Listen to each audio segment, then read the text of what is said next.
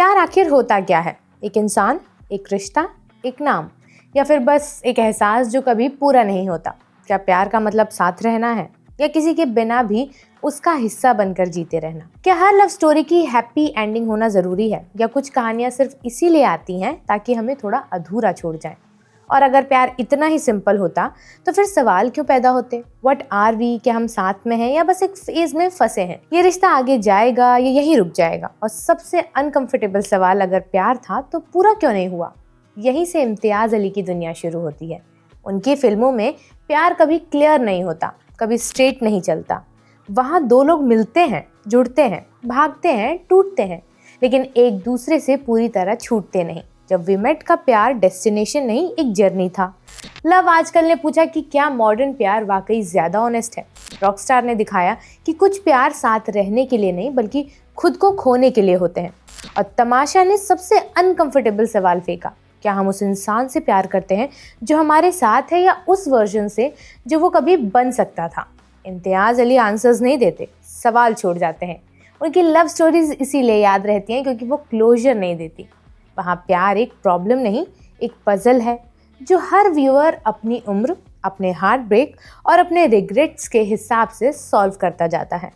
और शायद इसीलिए उनकी फिल्में पहली बार में समझ ही नहीं आती। वो तब समझ में आती हैं जब जिंदगी में कोई अधूरा सा रिश्ता रह जाता है, कोई नाम जो आज भी प्लेलिस्ट में जिंदा है, कोई शहर जो किसी इंसान से जुड़ा हुआ है। सवाल बस ये है कि अधूरा प्यार फेलियर है क्या, या वही प्यार है जो सबसे ज्यादा सच्चा होता है? आज इसी सवाल का जवाब ढूंढने की कोशिश है, लेकिन वार्निंग ये है, यहाँ आंसर्स आसान नहीं होंगे, क्योंकि इम्तियाज अली के सिनेमा की तरह ये वीडियो भी आपको थोड़ा अधूरा छोड़ सकती है। हाय, मेरा नाम है अनु और आप देख रहे हैं बजर बट्टू एंटरटेनमेंट पर यादों का झरोका।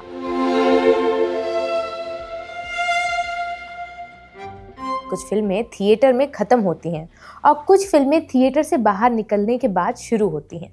इम्तियाज अली की फिल्में दूसरे किस्म की हैं। उनकी कहानियां स्क्रीन पर क्लोजर ढूंढने के बजाय दर्शकों के भीतर एक खाली जगह छोड़ देती हैं। एक ऐसा खालीपन जहां सवाल टिक जाते हैं, बेचैनी घर कर जाती है और यादें धीरे धीरे आदत बन जाती हैं। यही वजह है कि उनकी फिल्में रिलीज के दिन हिट या फ्लॉप की बहस से ज्यादा समय के साथ जिंदा रहने की जिद रखती हैं। इम्तियाज अली सिनेमा को सिर्फ कहानी कहने का माध्यम नहीं मानते, बल्कि फीलिंग्स को महसूस कराने की प्रोसेस समझते हैं। शायद इसी वजह से एक सोशल मीडिया यूजर ने उनके लिए लिखा था कि इम्तियाज अली फिल्मों का निर्देशन नहीं करते हैं, इमोशंस का निर्देशन करते हैं। इम्तियाज आए दिन सोशल मीडिया पर ट्रेंड करते रहते हैं, और अब जब उनकी नई फिल्म का ऐलान भी हो चुका है, एनडीटीवी को दिए एक इंटरव्यू में एक बात याद आती है। जब उनसे प्यार को परिभाषित यानी डिफाइन करने के लिए कहा गया था, तो उन्होंने कहा था, जो प्यार पूरा हो जाता है वो खत्म हो जाता है, जो अधूरा रह जाता है वही जिंदा रहता है। ये लाइन सुनने में शायराना ज़रूर लगती है, लेकिन इम्तियाज़ अली के सिनेमा को देखें तो ये महज विचार नहीं बल्कि उनका पूरा स्टोरी टेलिंग ढांचा है। उनके लिए कहानी का अंत सोल्यूशन नहीं होता कभी भी, बल्कि क्यूरियोसिटी होता है। उनका मानना है कि जब कोई चीज़ अपने अंजाम तक पहुंच जाती है तो उसमें सोचने के लिए कुछ भी नहीं बचता, लेकिन जो अधूरी रह जाती है वही इंसान और दर्शक दोनों के भीतर चलती रहती है। इम्तियाज अली की फिल्मों में प्यार कभी मंजिल नहीं होती, वो एक जर्नी होती है। यही वजह है कि उनकी फिल्मों में लव स्टोरीज अक्सर बीच रास्ते पर छोड़ दी जाती हैं।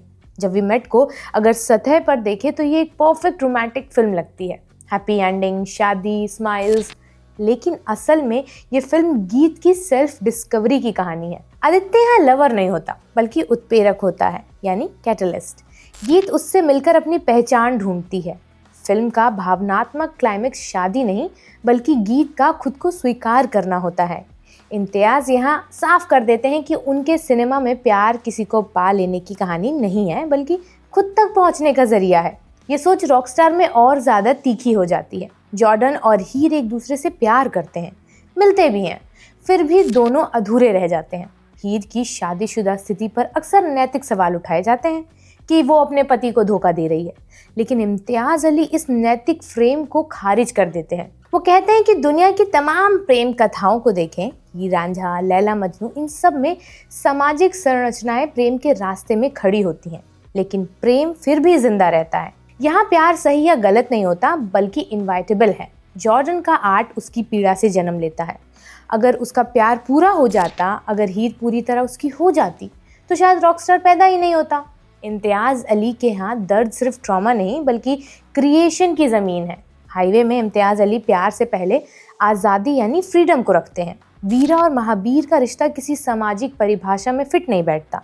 ना कोई वादा है, ना कोई भविष्य है, ना कोई नाम है। ये रिश्ता इसीलिए प्रभावशाली है क्योंकि वो अधूरा है। अगर ये रिश्ता सामाजिक रूप से पूरा हो जाता तो ये एक और प्रेम कहानी बन जाती, लेकिन इम्तियाज़ इसे मुक्ति की कहानी बना देते हैं। वीरा अपने किडनैपर के साथ आज़ाद महसूस करती है। ये विचार ही दर्शक को असहज कर देता है, लेकिन यही असहजता इम्तियाज़ की ताकत भी बनता है।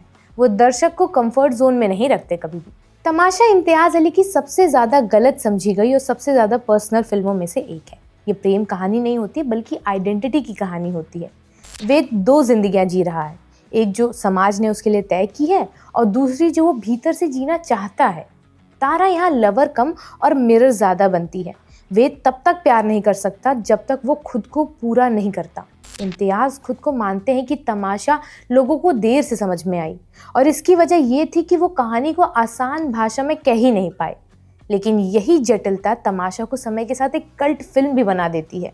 ये फिल्म एक बार देखने से पूरी नहीं होती क्योंकि इसकी आत्मा ही अधूरी है। जब हैरी मेट सेजल इम्तियाज़ अली के करियर का एक अहम मोड़ है। शाहरुख खान जैसे सुपरस्टार के बावजूद फिल्म का ना चलना इम्तियाज़ के लिए एक रियलिटी चेक की तरह था। उन्होंने खुद कहा कि स्टार सफलता की गारंटी नहीं होता।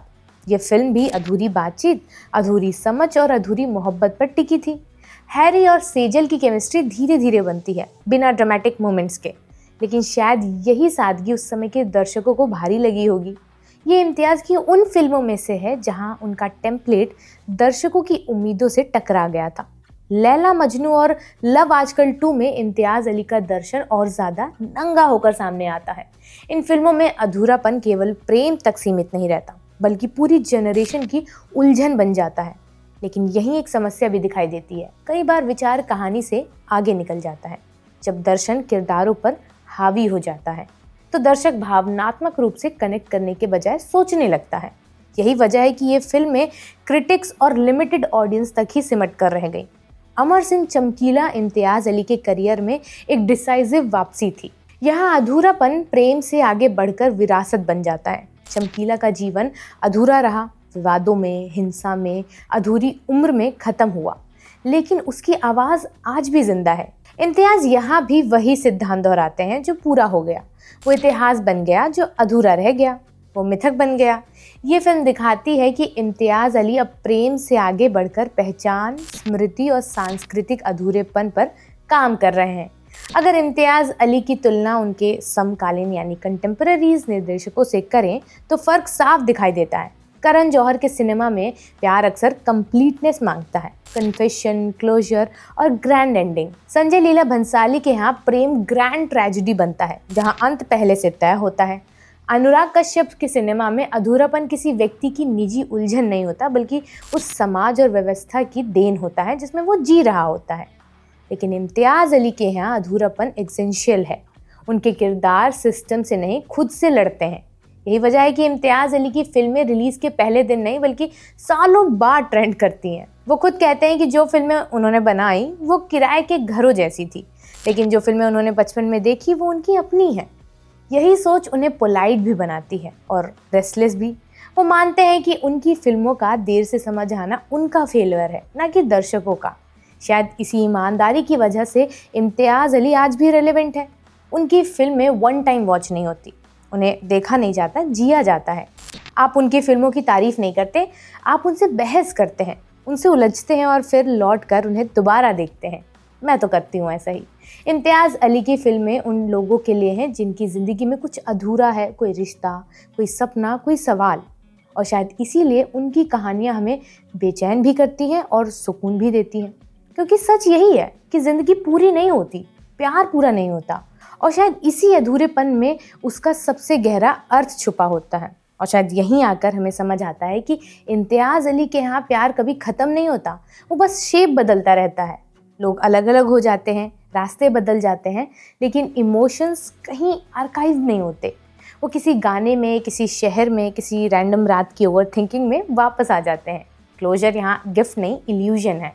इम्तियाज़ अली हमें ये नहीं सिखाते कि प्यार कैसे निभाया जाए, वो ये दिखाते हैं कि प्यार के बाद इंसान कैसे बनता है। उनके कैरेक्टर्स रिलेशनशिप लॉस करते हैं लेकिन खुद को गेन भी तो करते हैं। शायद इसीलिए उनके प्यार कंप्लीट नहीं होते, क्योंकि अगर सब कुछ मिल जाए तो तलाश खत्म हो जाएगी।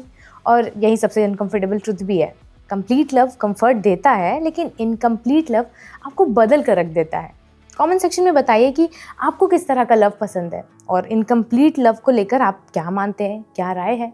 ये वीडियो आपको अच्छा लगा है तो बजर बट्टू एंटरटेनमेंट को सब्सक्राइब ज़रूर करिएगा।